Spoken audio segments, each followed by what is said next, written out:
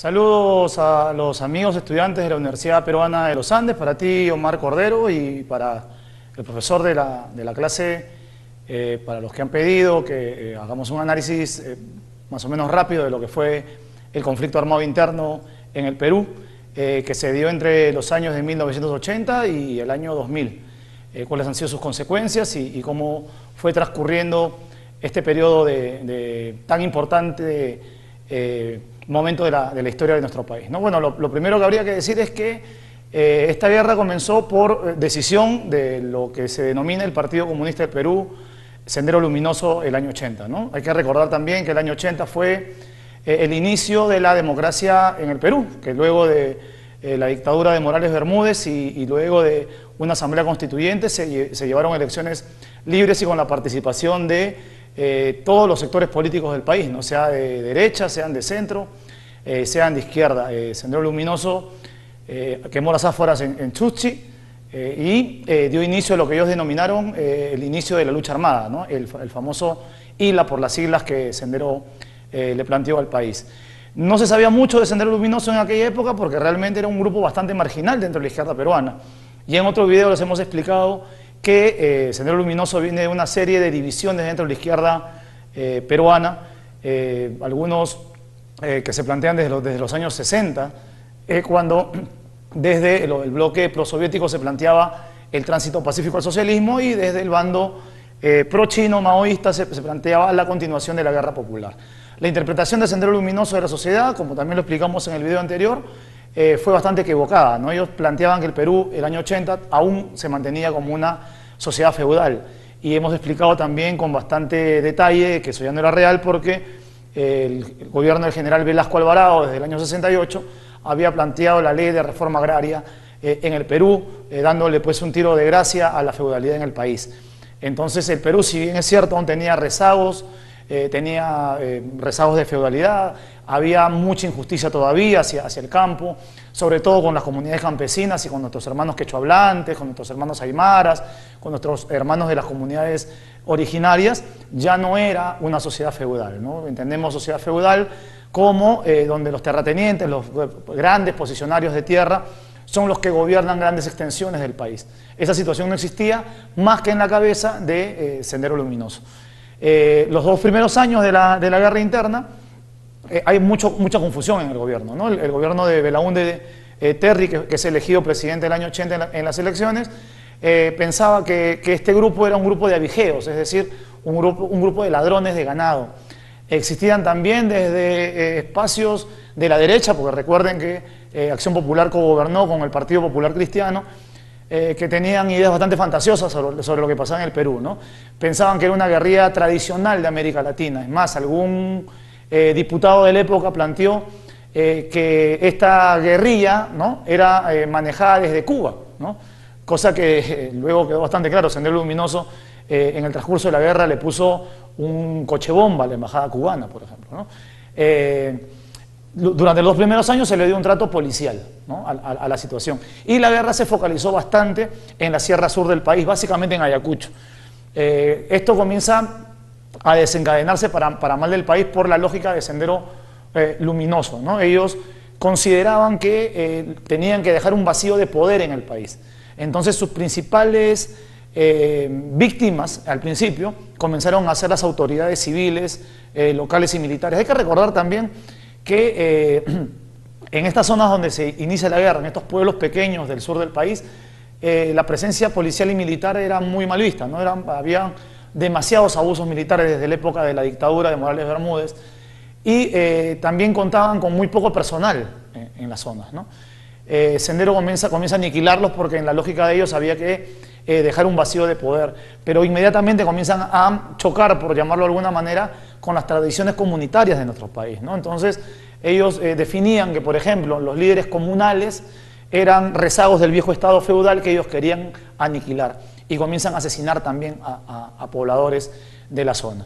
El gobierno de Belaúnde Terry, al verse arrinconado por el avance de Sendero, decide tomar una decisión que es muy costosa y muy dolorosa para el país, que es el ingreso de las Fuerzas Armadas al campo.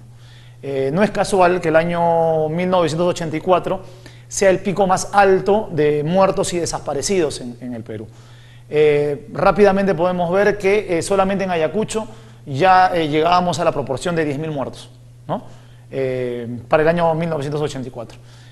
Las Fuerzas Armadas, igual como se han hecho en otros lugares de América Latina, comienzan con una política de tierra arrasada. ¿Qué significa esto? El aniquilamiento de toda la población de la zona, ¿no? O si ustedes pueden ver la película En la boca del lobo, ¿no? que se edita a finales de los 80, van a poder encontrar que, por ejemplo, los actores reconocen de que, basados en una historia real además, que la Marina de Guerra del Perú había limpiado muchas zonas, ¿no? Limpieza le llamaban al aniquilamiento. Ellos consideraban que una zona era roja y que por lo tanto esa población tenía que ser exterminada. En estos casos de tierra arrasada, de política de tierra arrasada, se mantuvo el país durante muchos años, ¿no? Hubieron desapariciones forzadas, la presencia de los cuarteles, los secuestros de la gente, el tema de los desaparecidos fue muy alto, ¿no? Esto de año 84 es muy predominante porque de ahí la tendencia baja. Todo este año se conoce la construcción de hornos, ¿no? Donde comienzan a desaparecer a la gente, de fosas comunes que recién a estas alturas de nuestra época estamos encontrando todavía a lo largo de estas zonas del país, y hace también que Sendero se desconcentre de la zona donde inicialmente había iniciado la guerra, ¿no? Que es la zona de Ayacucho, de Huanta, de Apurímac, de Huancavelica, que son las zonas más golpeadas por el tema de la guerra interna. Entonces, tuvimos dos actores fundamentales inicialmente, que son las Fuerzas Armadas y Policiales por un lado,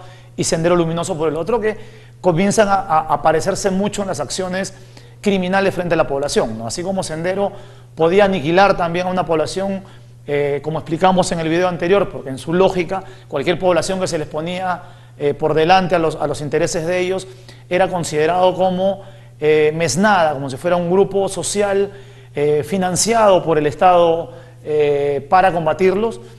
También las Fuerzas Armadas tenían una lógica bastante racista, ¿no? Por ejemplo, si ustedes revisan cuál es la mayor cantidad de víctimas que tiene el país, en su mayoría son quechohablantes, jóvenes de 20 a 29 años, ¿no?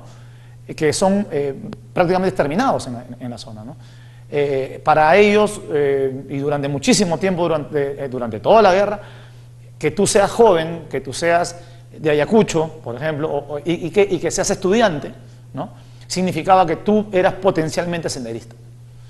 En el gobierno de Alan García, inicialmente se genera una especie de esperanza y tregua, ¿no? Hay que recordar también que el año 84, un año antes nada más, hace su aparición otro actor de la guerra, que es el Movimiento Revolucionario Tupac Amaru, ¿no? Que ellos tienen una posición más parecida a lo que fueron las guerrillas latinoamericanas, ¿no?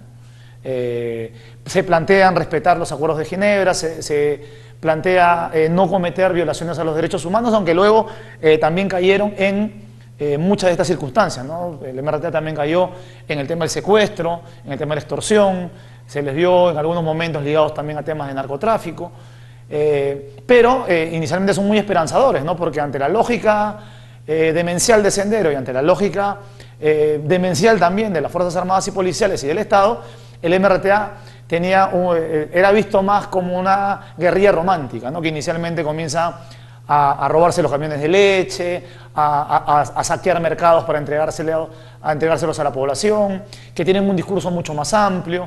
Hay que decir del MRTA que ellos, más que un partido, eran como una especie de frente. Son muchos los sectores de izquierda que terminan convergiendo en el MRTA como una propuesta de lucha armada, de guerrilla, pero luego tal vez eso también fue su problema. La falta de cohesión ideológica, organizacional, hace que sean más rápidos de derrotar durante el lapso de la guerra interna, ¿no? Decíamos que el gobierno de García inicialmente es mirado con expectativa porque obviamente el APRA todavía tenía una tradición que lo posicionaba dentro de la socialdemocracia.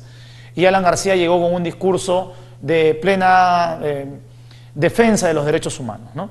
Hay un episodio fundamental que cambia todo en el gobierno de Alan García, ya para el año 1986, que es la matanza de los penales, ¿no?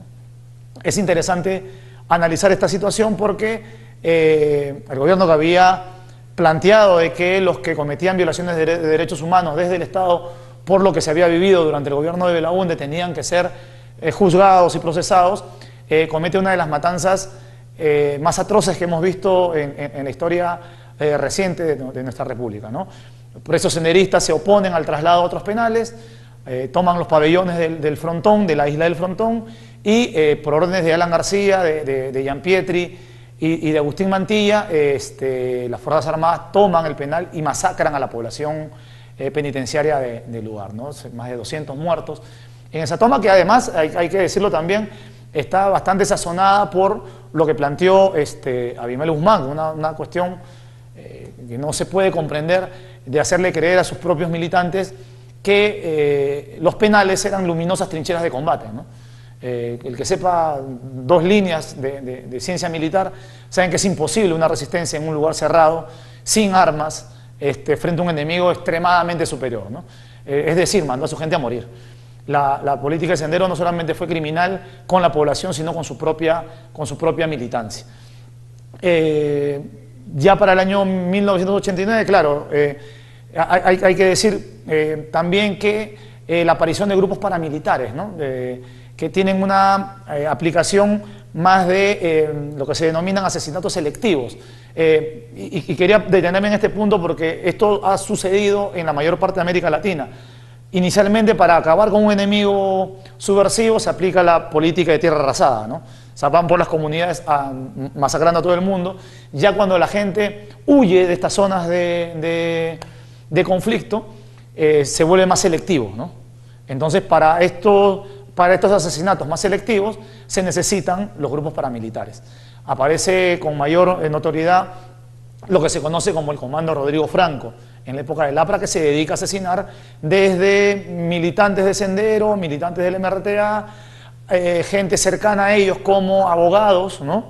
Pero también se cometen una serie de injusticias, ¿no? Se comienza a asesinar una serie de dirigentes sociales y políticos que en absoluto tenían que ver con el accionar ni de Sendero ni del MRTA. Hacia el año 1989, la vorágine de violencia vuelve a un espiral alto, sin acercarse a lo de 1984 todavía, pero muy alto, ¿no? El MRTA comienza a desarrollarse en el Bajo Guayaga y en el Alto Guayaga, donde Sendero también tenía presencia. Hay que recordarle a los que nos están viendo que, a pesar de que en teoría, ¿no?, ambos grupos armados, ambos grupos subversivos, se planteaban el comunismo uno y el socialismo el otro, la liberación nacional, de alguna manera, digamos que tenían en teoría objetivos muy similares. Sendero y el MRTA combatieron uno contra otro también, ¿no? Más por decisión de Sendero Luminoso, que consideraba que el MRTA no era un grupo revolucionario. Bueno, realmente Sendero Luminoso consideraba que ningún grupo, excepto ellos, podía hacer la revolución. Ellos condenaban a la Izquierda Unida, que era un grupo electoral, un frente político electoral, que hay que recordar que hacia el año 1983 Izquierda Unida tenía el tercio electoral nacional, ¿no? El tremendo daño que le hizo Sendero Luminoso a la posibilidad de que en el Perú se desarrollara una izquierda democrática es algo que todavía seguimos cuantificando, ¿no? Porque en muchas zonas ha quedado más el recuerdo de lo que fue Sendero Luminoso de las posibilidades que una izquierda democrática y socialista al mismo tiempo pudiera acceder al poder. Hacia el año 89 comienza el Perú a ser uno de los países con mayor cantidad de desaparecidos en el mundo. Eso es un dato también que creo que es muy, muy importante, ¿no? Y el desastre del gobierno de Alan García, que dejó una hiperinflación increíble, una corrupción generalizada en el país, un gobierno que cambiaba de ministros cada semana o cada 15 días, da la sensación de un desgobierno muy fuerte, ¿no? Ya desde los años 80 y desde el principio de la guerra se habló mucho del famoso Plan Verde. Y aquí hay que detenernos un segundo, porque vamos a entrar al gobierno de Alberto Fujimori. El Plan Verde es el mismo plan que se aplicó en América Latina para dar golpes de Estado hacia la derecha, ¿no? Cuando se implantó en la Argentina o en el Brasil o en el Uruguay o en Chile, siempre fue con la intencionalidad de aplicar un modelo económico al servicio básicamente del imperialismo norteamericano y de la burguesía nacional. de este plan ya se hablaba en los 80, ¿no? El neoliberalismo en América Latina no entró por vía democrática, como algunos nos quieren engañar por ahí, ¿no? El neoliberalismo entró a América Latina en tanques, en militares, y en el caso peruano, con la dictadura de Fujimori, en una fachada cívico-militar, ¿no? Hay que decir también que, a pesar de que el año 89 es un año alto, que es un año complicado, ¿no? Que es, donde se da la mayor cantidad, o es uno de los años con mayor cantidad de muertos y desaparecidos, y en una crisis política muy fuerte, había comenzado la curva, ¿no? Hacia abajo, ¿no? Ya los muertos, desaparecidos, las violaciones de derechos humanos se habían reducido. Entonces, la argumentación del fujimorismo de que era necesario un golpe de Estado para acabar con Sendero Luminoso era falaz, ¿no? Es una mentira que no tiene sustento teórico. Las comunidades comienzan a rechazar a Sendero Luminoso, se comienzan a organizar las rondas campesinas, los comités de autodefensa, ¿no? Que son el campesinado armado que lucha contra Sendero porque no los quieren en la zona, porque ellos se sienten al medio de la guerra entre Sendero y el Estado y comienzan a expulsarlo. Eso es lo otro que hay que señalar, ¿no? Quien derrota a Sendero Luminoso en el campo no es la Fuerza Armada ni es la Fuerza Policial, ¿no? Es el pueblo organizado en rondas campesinas o en comunidades, en comités de autodefensa, perdón. Y eso a lo largo de las zonas más complicadas, ¿no? Hay que decir también que la mayor cantidad de muertos lo pusieron los más pobres del país. Dijimos, y pueden revisarlo en el informe final de la Comisión de la Verdad, son los departamentos que hasta el día de hoy son los departamentos más empobrecidos del país, donde son los que entregan la mayor cantidad de víctimas, ¿no? Más del 60% de las víctimas son de ahí. Y el departamento de Ayacucho, como ningún otro, es el que entrega la mayor cantidad de muertos durante todo el proceso de guerra. Las violaciones de derechos humanos, según la Comisión de la Verdad, arrojan que el 54% de las víctimas fueron culpa de Sendero Luminoso. Eso es importante detallarlo, ¿no? Porque en ningún otro país del continente una guerrilla tiene esos niveles de culpabilidad en cuestión de víctimas, ¿no? Siempre las guerrillas de América Latina han procurado cometer la menor cantidad de errores posibles, ¿no? En el caso de Sendero Luminoso es muy particular porque para ellos era necesario un genocidio. Eran palabras textuales de Abimael Guzmán. Para Abimael Guzmán tenía que llegarse al 1.000.000 de muertos para que la revolución peruana se pudiera gestar. Y obviamente en parte fueron logrando, porque la redacción que tenía la Fuerza Armada contra los pueblos que ellos sospechaban que eran base de apoyo del senderismo fue también brutal, ¿no? Cuando el senderismo es derrotado en el campo, se trasladan a la ciudad. Y ahí comenzamos a ver una serie de esto que planteábamos como estos asesinatos selectivos, ¿no? Hay que recordar que la mayoría de estas masacres se dan por grupos de menos de 5 personas.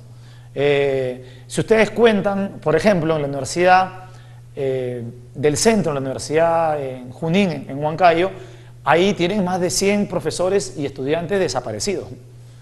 Se habla poco, porque por lo general lo que más sabemos es de los estudiantes de Cantuta, de los trabajadores de la Donofrio en Barrios Altos, ¿verdad? Que son los casos más emblemáticos. Y son casos más emblemáticos porque se comienza a dar en Lima, por una lógica fundamental. Sendero, al ser derrotado en el campo, la gente comienza a correr a la ciudad. El senderismo se inventó, ese es el problema con ellos, ¿no? Que al ser derrotados en el campo ellos llamaban al cerco de la ciudad, pero era realmente el senderismo que ya no podía estar en el campo, que comenzaba a correr a las ciudades, y comenzaron a correr básicamente en Lima. En una Lima que se asustó muy rápido, ¿no? Lima ha puesto, si somos completamente honestos, una cantidad de víctimas minoritarias en todo el conflicto armado en comparación de otras zonas, y sin embargo tenemos todavía el recuerdo de lo que pasó en Tarata, o de los coches bomba, o de los apagones, ¿no? Pero en comparación de lo que vivió el resto del país, Lima no sufrió prácticamente ni la 10ª parte de lo que pasaron en otros lugares en el país. En el gobierno de Fujimori se plantea ya a partir del año 92 un golpe de Estado, se quiebra la institucionalidad democrática del país y se comienza con un gobierno de facto que viola absolutamente todos los derechos humanos, ¿no? Estos ya se violaban definitivamente en los años 80, pero habían márgenes de maniobra para poder denunciarlos. Hay que recordar que a pesar de que se vivía en una guerra violenta y criminal, la prensa, por ejemplo, podía informar, ¿no? Claro, o sea, habían muertos periodistas también, pero se iba a las zonas y se podía informar lo que sucedía, ¿no? Son históricos las tomas de televisoras y radios por parte del MRTA, por ejemplo, o de Sendero en algunas zonas, donde transmitían su mensaje. Era también bastante notorio la participación en foros públicos, ¿no? Los debates en San Marcos, en los parques, en el parque universitario, donde habían los debates sobre lo que estaba pasando en el país y cada uno medio clandestino, pero iban planteando la defensa de su posición política y de lo que sentían que era el país y qué cosa tenía que darse, ¿no? Con Fujimori cambia la cosa, ¿no? Fujimori prohíbe, por ejemplo, la literatura de corte socialista. Durante la dictadura de Fujimori, andar por la calle con un libro de José Carlos Mariátegui, con un libro de Marx, de Lenin o de Mao Zedong, era suficiente motivo para irte preso. La cantidad de presos injustamente procesados, encarcelados, es alta en el país. Si ustedes revisan las manifestaciones de distintos personas que participan en la Comisión de la Verdad, van a encontrar siempre lo mismo, ¿no? Que cuando la Dirección contra el Terrorismo los detiene y se enteran de que ellos o sus padres eran de alguna de estas zonas consideradas rojas, ¿no? Estas zonas del sur del país, y que eran estudiantes además, eran inmediatamente detenidos, ¿no? Eran llevados a los calabozos de la DIRCOTE, procesados por terrorismo, cosa que luego tuvo que ser desenredado, ¿no? Por comisiones especiales que comenzaron a sacar un poco de gente. Cosa que desvirtúa la lógica fujimorista esta de que ahora en democracia se liberan terroristas, ¿no? Se liberó muchísimos más procesados por terrorismo durante la época de Fujimori que ahora, porque en la época de Fujimori cualquiera terminaba preso. Con Fujimori no solamente hemos visto con profunda tristeza la violación sistemática de derechos humanos, tanto en el tema de la guerra, sino también en el tema de la despoblación que se pretendió hacer a través de la esterilización forzada de las mujeres, no es casual. O sea, durante mucho tiempo masacraron a las comunidades y luego cuando vino más o menos la paz comenzaron a esterilizar a la gente porque hay una lógica fascista dentro del concepto de los Estados Unidos que trajo este planteamiento a través de la USAID y el gobierno de Fujimori que le hacía el amén a todo lo que decía Estados Unidos de la despoblación de la sierra, ¿no? Siempre han visto a nuestras comunidades originarias como potencialmente subversivas.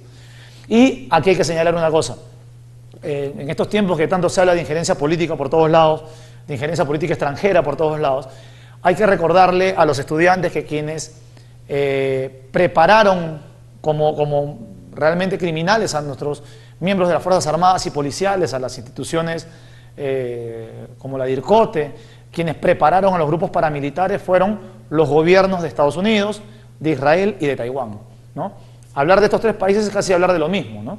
Son tres países que están amarrados por la Casa Blanca y que enseñan tácticas antisubversivas, que es una bonita manera de llamarle a las torturas, a la violación de mujeres, porque hay que recordar que el 90 y pico % de las violaciones contra mujeres que se dieron durante todo este tiempo de guerra la cometieron las Fuerzas Armadas, ¿no?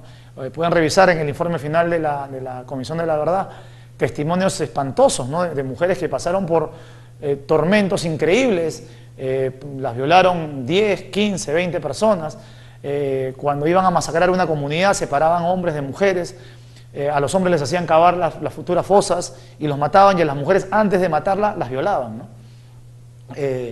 Es una tristeza decirlo, pero hay cantidad de niños peruanos que han nacido producto de la violación de toda una tropa encima de una mujer, ¿no? Y de eso se sabe muy poco.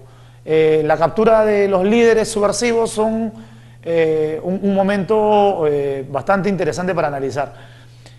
Cae Víctor Polay Campos, el MRTA estaba ya muy debilitado, ¿no? La última acción importante antes de la caída de Víctor Polay fue el escape por los túneles de Canto Grande por parte del MRTA poco antes de que el gobierno de Alan García termine, pero el MRTA se encontraba bastante debilitado y Víctor Polay cae sentado en un restaurante de San Borja y es encarcelado nuevamente, ¿no? Las acciones del MRTA comienzan a bajar y a los meses nada más también cae Abimael Guzmán, ¿no? Abimael Guzmán cae también sin disparar ni un tiro, el mismo que le había pedido a su militancia inmolarse en las acciones más absurdas, más demenciales, más terroristas que recordemos, se entrega e inmediatamente firma el acuerdo de paz, ¿no? Abimael Guzmán, lo hemos dicho en el video anterior también, entrega información acerca de sus propios militantes, delata posiciones, caletas de armas, formas de accionar, a cambio de lo que ellos plantean como la solución política a los problemas derivados de la guerra, ¿no? El Estado los utiliza, ¿no? La dictadura los utiliza, utiliza a Guzmán siempre a puertas de una elección, ¿no? Fíjense que esto también es muy interesante. A pesar de que ahora se habla mucho de que no se negocia con el terrorismo, de que no se puede negociar con la subversión, sí hubo un gobierno que negoció con la subversión, fue el gobierno de Alberto Fujimori, ¿no?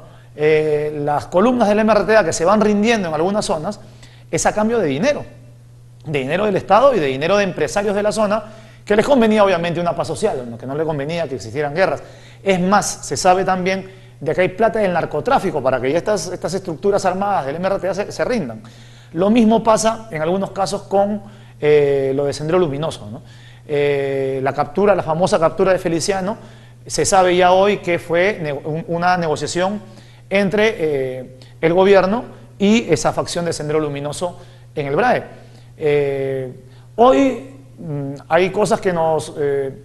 claro, llamar el fin del conflicto es una cuestión ahí, ¿no? Entre comillas, porque la Comisión de la Verdad hace una revisión entre el año 80 y el 2000, pero luego ustedes sabrán por los medios de comunicación, pues seguramente están informados, que aún hemos visto después del 2000, ahora que estamos en 2016, todavía algunas acciones tanto en el Alto Guayaga como en el BRAE, ¿no? En el Alto Guayaga la facción de Artemio ya detenido y en el BRAE la columna de los Quispe Palomino. Lo que nos lleva a volver a plantear qué cosa es Sendero Luminoso hoy, ¿no? Sendero Luminoso está dividido más o menos en 4 facciones, ¿no? Lo que es el Movadef ahora, ¿no? El Movadef es quienes plantean todo lo que Guzmán propuso una vez detenido, ¿no? Este tema de el acuerdo de paz, el resolver los problemas derivados de la guerra, que se acabara la guerra en sí, y ellos han seguido fieles a lo que planteó Guzmán, ¿no? ¿Quiénes lo conforman? Básicamente expresos políticos de Sendero, familiares de senderistas, militantes de Sendero que jamás cayeron presos, y se ha visto mucho que son jóvenes en su, no sé si su mayoría, pero una proporción importante, hijos de senderistas, ¿no? Ellos son los que ahora se proponen la paz, ¿no? A cambio de que el acuerdo de paz libere a todos los actores de la guerra, ¿no? O sea, para Sendero Luminoso debería salir los del Grupo Colina, Vladimiro Montesinos, Fujimori y Abimael Guzmán. Esa es la lógica de ellos, ¿no? Entonces, pasar a borrón y cuenta nueva, ¿no? Que todos los delitos que se cometieron desde uno y otro bando queden impunes porque, en función a lo que ellos consideran la paz, eso debe ser. Es realmente una actitud bastante interesada de ellos, ¿no? La otra facción es la del Alto Guayaga, que estuvo de acuerdo y está de acuerdo con que Guzmán siga siendo el líder, con que la guerra debe acabarse, pero que no se entregaron porque, claro, una cosa es decirlo desde un penal, como Guzmán o como muchos de los mandos de Sendero, y otra cosa muy distinta decirlo desde todavía el campo de batalla, ¿no? Con la experiencia terrorífica de lo que fue el Alto Guayaga. Si ustedes revisan lo que pasó en esa zona, van a encontrar una serie de masacres de parte del Estado. Ese río Guayaga se inundó de cuerpos, de muertos, ¿no?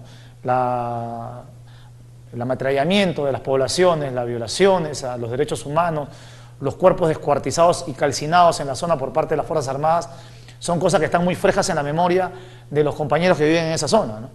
Y esta facción se mantuvo en el Alto Guayaga reconociendo el liderazgo de Guzmán, considerando que sí es necesario darle solución política a los problemas derivados de la guerra, pero se mantuvieron en armas, ¿no? Algunos dicen por interés, por negocios de cobrar cupos y narcotráfico, otros sostienen que jugaron a ambas manos, ¿no? Reconocer a Guzmán como líder, pero no soltar las armas.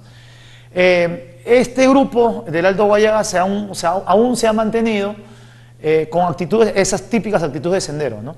De matar dirigentes que se le pongan en contra, de una actitud muy hostil con la población, de una lógica de superioridad sobre la población que en otras En otros momentos hemos señalado ya en algunos artículos que los iba a llevar al fracaso, tal y cual ha sido, ¿no? Cuando ustedes revisen la caída de Artemio, van a encontrar que es la propia población de la zona la que le indica a la policía por dónde se ha ido, ¿no?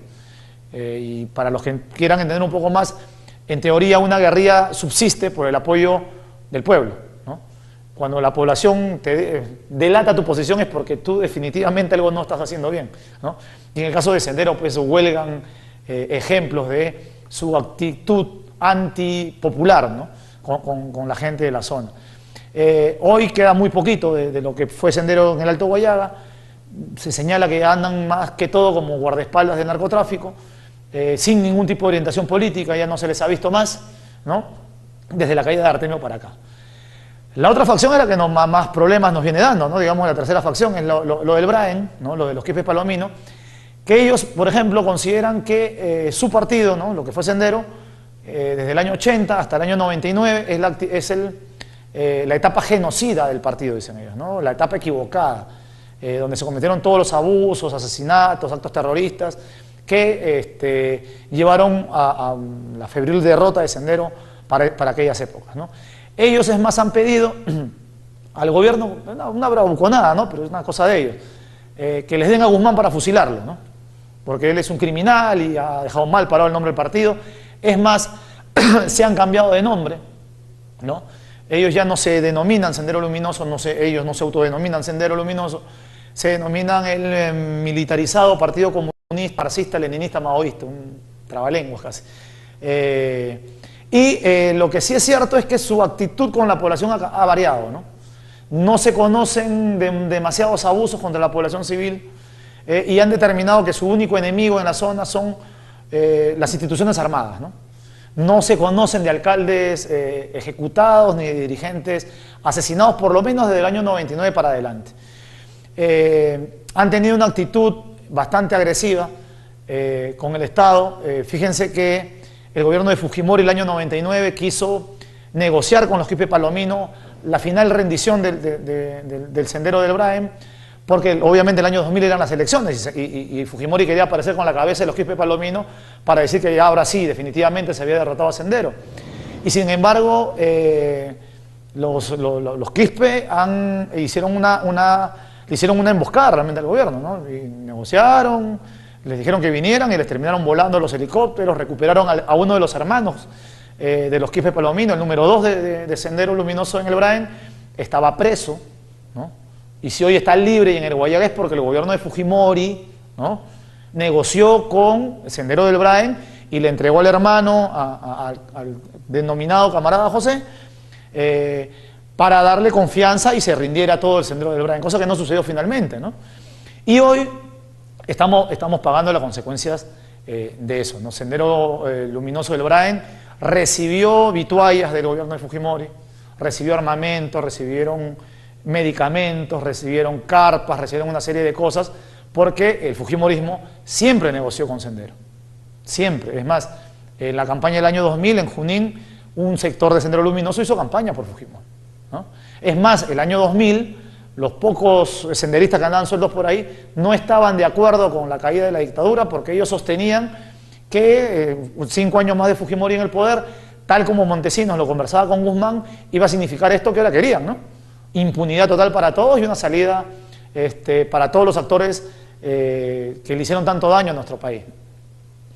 Este Sendero del Braen, nos tiene de cabeza porque han hecho casi una fortaleza en la zona de Vizcatán. El Estado no ha tenido capacidad de llegar a la zona. Los muertos militares y policiales ya van llegando casi al número de 200, las bajas de ellos han sido muy pocas y han sido sobre todo cuando la inteligencia militar ha funcionado bien, ¿no? Como en la muerte de los mandos, de uno de los hermanos, además, de los hermanos Quispe Palomino, ¿no? y de otro líder histórico de la zona, pero luego no hay mucho para contar, ¿no? La verdad que son emboscados cada cierto tiempo, cada vez que están próximas las elecciones, cada vez que asume un nuevo gobierno, las tomas de camisea por un lado, así han sido jugadas militares que nos han dejado perplejos porque esa zona en teoría está apoltronada de bases militares de la policía, de las distintas policías y del ejército, y increíblemente estos tipos todavía caminan por ahí con bastante fortuna, ¿no? Como decíamos, y la mayoría de los muertos de ahí, en estos 17 años que ellos andan por allá, son básicamente del lado de la patria, no son del lado de la policía, de las Fuerzas Armadas. Un cuarto grupo, lo volvemos a mencionar, no es tal vez muy importante, pero es un montón de senderistas que creen que todo es una parafernalia del imperialismo, ¿no? Gente que hace notar que su fanatismo político los lleva ya a no entender la realidad del país. Entonces, la guerra interna peruana costó aproximadamente 70.000 muertos, ¿no? No hubo ni en la guerra con Chile ni en ningún otro episodio de nuestra república, de la independencia para acá, una época con mayor cantidad de muertos. Hoy contamos con aproximadamente 20.000 desaparecidos y se han encontrado aproximadamente 600 y pico fosas comunes, ¿no? Los estudios indican que hay más de tres cuerpos por cada fosa común. Ahí estarían más o menos los 20.000 muertos que estamos considerando. La sumatoria indica de que pasaría tal vez los 100.000 muertos la guerra interna peruana, ¿no? Se hace muy poco, honestamente. La mayoría de los victimarios de estos peruanos que hoy no están libres, ¿no? Están libres. Hay que decirlo no como un dato menor, porque claro, cuando uno escucha a algunos señores de la derecha peruana, ¿no? Gente interesada y de parte, dicen, bueno, los que murieron eran senderistas, ¿no? Bueno, no, las investigaciones han demostrado que Sendero Luminoso en su mejor momento no llegaba a 3.000 militantes. No llegaba a 3.000 militantes. El MRTA menos, ¿no? Entonces, y no mataron a todos los militantes, pues, ¿no? Muchos de estos militantes, tanto del Sendero como del MRTA, se fueron del país, ¿no? Otros pasaron a las famosas leyes de arrepentimiento, es decir, andan entre ustedes y nosotros, por ahí, hasta con otro nombre, ocultando lo que fueron, porque ese fue el trato que el Estado les dio. Pero si seguimos sumando, es decir, tenemos 97.000 personas entre muertos y desaparecidos que no tenían en lo absoluto que ver con ningún bando y que hoy están muertos. Esta gente necesita ser reivindicada por la historia. Yo creo que es importantísimo lo que se hace desde la universidad con ustedes, al invitarnos a nosotros que somos dirigentes de izquierda, socialista, revolucionaria, a hacer un análisis de lo que fue. Hay que decirlo una vez más, para mí por lo menos, lo de Sendero Luminoso es una degeneración del pensamiento, ¿no? No están ajustados a los clásicos del marxismo, es un análisis antojado y por lo tanto equivocado de la realidad que vivía el Perú en la época. Dinamitaron un proceso que costó muchísimo al país, ¿no? Salir de una dictadura como la de Morales Bermúdez y tener una de las constituciones más avanzadas de América Latina para su momento, no le era suficiente a Sendero, ¿no? Su interpretación del feudalismo en el Perú fue realmente antihistórico y antitécnico, que tampoco dejó otro resultado más que su insanía, ¿no? Ellos al no encontrar la realidad que ellos querían, su agresividad se potenció, ¿no? Sobre el MRTA, lamentablemente, uno termina dándose cuenta de que también no terminaron siendo leales a sus principios, ¿no? La cosa se fue mercenarizando con el transcurrir del tiempo y bueno, hasta su desaparición, ¿no? Lo que ustedes deben saber, tal vez lo último, fue la toma de la Embajada de Japón, que acabó pues con la aniquilación completa ya de los cuadros militares del movimiento revolucionario Tupac Amaru, ¿no? ¿Qué estamos viviendo ahora? Bueno, los rezagos de esta guerra interna nos han dejado todavía con un derecho penal del enemigo, ¿no? O sea, en el Perú resulta muy fácil desde los medios de comunicación, desde las élites políticas, desde las instituciones policiales, desde la justicia, senderizarlo todo, ¿no? Si una movilización nacional por cualquier tema, puede ser campesina, obrera, estudiantil, toma ribetes muy altos, está Sendero detrás, ¿no? O el MRTA detrás, pero básicamente Sendero, ¿no? Porque Sendero hizo mucho más daño, obviamente, que el MRTA. Recuerden, ¿no? Sendero es culpable más de la mitad de los muertos, el MRTA con las justas de menos del 2% de las víctimas son a causa del accionar del MRTA. Lo demás es entre el Estado y también los comités de autodefensa y las rondas campesinas, que también cometieron una serie de abusos y crímenes durante la época de la guerra interna. Entonces, cuando se captura a dirigentes sociales porque están haciendo una lucha en favor de su pueblo, decir que son de Sendero Luminoso termina siendo lo más sencillo para que se les abra un proceso judicial, para que se les detenga de manera arbitraria y para que carguen un juicio durante años. Cosa que, y hay que decirlo, avergüenza, ustedes que son estudiantes de Derecho, por cierto, avergüenza a nivel mundial, ¿no? Cuando uno habla con amigos de Naciones Unidas, de este tema de refugiados, y uno le explica lo que pasa en el Perú, no lo pueden creer, no pueden creer que sea tan fácil criminalizar una protesta, criminalizar a las personas, ¿no? Tal vez el caso de Nancy Obregón es algo de los más conocidos, ¿no? Ha estado 3 años presa, sin acusación fiscal, 3 años, ¿no? Incomunicada en mayor parte del tiempo, porque ustedes saben, el que se va preso por terrorismo no se va a una celda común, el que preso por terrorismo se va a prisiones de alta seguridad y por lo tanto le toca unas condiciones carcelarias muy, muy duras, ¿no? Claro, luego los liberan y bueno, disculpe, pero ya te llevaste 3 años de tu vida en esto. Y claro, y mencionamos el caso de la señora Obregón porque tal vez sea el más conocido, el más emblemático, ¿no? Pero hay, como ella, otras personas con mucho menor suerte, ¿no? Que han tenido que pasar años de carcelería sin haber sido culpables, ¿no? Eso es muy peligroso porque en un país con tantas injusticias sociales como el Perú, pretender que toda lucha social tenga que ver con algo que ya terminó, ¿no? Con algo que ya pasó, pone en el blanco perfecto a la gente que está luchando. ¿Quiénes han cometido otro tipo de delitos durante la guerra interna? Bueno, el tema de las torturas, el tema de la desaparición forzada, son accionarios típicamente del Estado peruano, ¿no? De los agentes del Estado peruano, de la policía y la Fuerza Armada. Yo que he sido detenido más de una vez, yo he tenido que escuchar de mis propios capturadores cuentos sobre tortura dentro de las instalaciones de la Dirección contra Terrorismo espantosas, ¿no? Ellos te lo narran, yo no sé si para asustarte más o porque tienen un arranque de sinceridad o porque la conciencia no los deja tranquilo hasta contarlo, pero te cuentan cómo colgaban a la gente, cómo se le torturaba, cómo se violaban mujeres, ¿no? Cómo en otras zonas del país asesinaban a los niños primero delante de sus padres, o a tu pareja delante tuyo, ¿no? O violaban a tu pareja para que tú terminaras diciendo o acusando o reconociendo cualquier tipo de delito. En las zonas de Ayacucho, en el cuartel Cabitos, por ejemplo, o en la Casa Rosada, hay narraciones espantosas de lo que hizo la Fuerza Armada contra las mujeres, sobre todo, a las que a muchas de ellas se les ofrecía, si cabe el término, violarlas a cambio de la libertad, ¿no? Y al final las violaban y luego también las mataban. Papeles para mencionar, bueno, es cierto que hubo algunos sectores de la Iglesia católica que recibieron las denuncias por derechos humanos, otros no.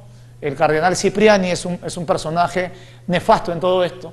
Él, cuando era arzobispo de Ayacucho, puso de letrero en la puerta de la iglesia: no se reciben denuncias por violación a los derechos humanos, ¿no?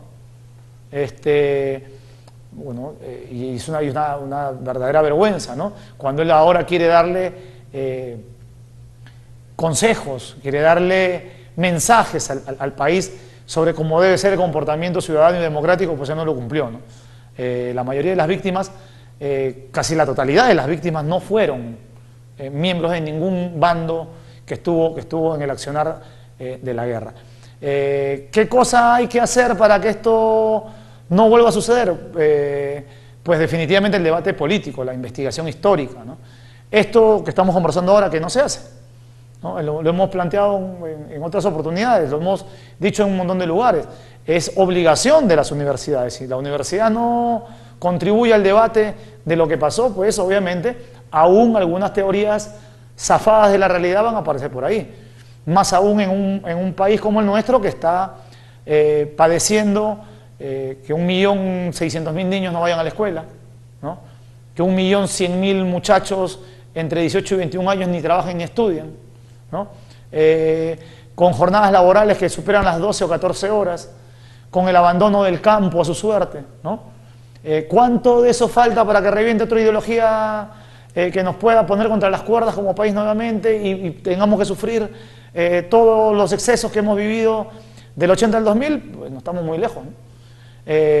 Cuando se remata el país por pedacitos, cuando no se respeta a las comunidades campesinas, estamos alimentando al monstruo, ¿no? Y los medios de comunicación creo que también son otro factor importante. Es vergonzoso, por decirlo de alguna manera, ver que se puedan hacer debates tan pequeños, ¿no? De 5 o 10 minutos en la televisión y que argumenten que no hay tiempo cuando el 99% del tiempo en la televisión es para pasar basura, ¿no? Enlatados, novelas, series, programas de concurso, pero a nadie se le puede plantear que hay un debate que sincere lo que pasó en el país, ¿no? Sobre todo en honor a las víctimas, ¿no? Porque hoy, por ejemplo, se plantea, uno de los debates que se ha dado es el derecho a la participación o no participación del Movadef, ¿no? El grupo de Sendero que ahora está agrupado como Movadef. Dicen que ellos no son democráticos. Bueno, seguro, si esa es la cuestión, si ese es el punto, yo también estoy de acuerdo, que no participen. Pero ¿por qué sí participa el fujimorismo, que hizo un golpe de Estado? ¿Por qué sí participa Acción Popular, que tuvo el gobierno con la mayor cantidad de muertos, asesinados de política de tierra arrasada con la gente, donde se mató y se tiraban a los ríos y se quemaban gente? O el gobierno del APRA, que también fue un gobierno plagado de paramilitarismo y asesinatos. Entonces, ese debate hay que seguirlo dando. Yo creo que la única forma de quitarle al Movadef esos aires de perseguidos políticos que ellos quieren sentir eternamente es dejarlos participar, ¿no? Yo no creo que nadie en el Perú que haya vivido los 80 y los 90 vaya a votar por Sendero Luminoso, ¿no? Yo creo que sería la mejor manera de derrotarlos políticamente. Bueno, estos son los que representan ustedes. Ellos parten de una idea equivocadísima, ¿no? Ellos dicen, en América Latina, muchos movimientos que fueron considerados subversivos ahora son gobierno. Efectivamente, el Frente Sandinista de Liberación Nacional en Nicaragua ganó las elecciones, el Farabundo Martí de Liberación Nacional ganó en El Salvador. Los Tupamaros en Uruguay son parte de una coalición de izquierda que llevaron al Pepe Mujica, que estuvo 11 años preso por subversivo, al poder. Pero hay que decir una cosa, ni el Frente Sandinista de Liberación Nacional, ni el Farabundo Martí de Liberación Nacional, ni los Tupamaros cometieron las barbaridades, los crímenes, el terrorismo y el genocidio que practicó Sendero Luminoso. Cuando uno va para cualquier país de América Latina y se habla de las guerrillas, la gente las recuerda con cariño, ¿no?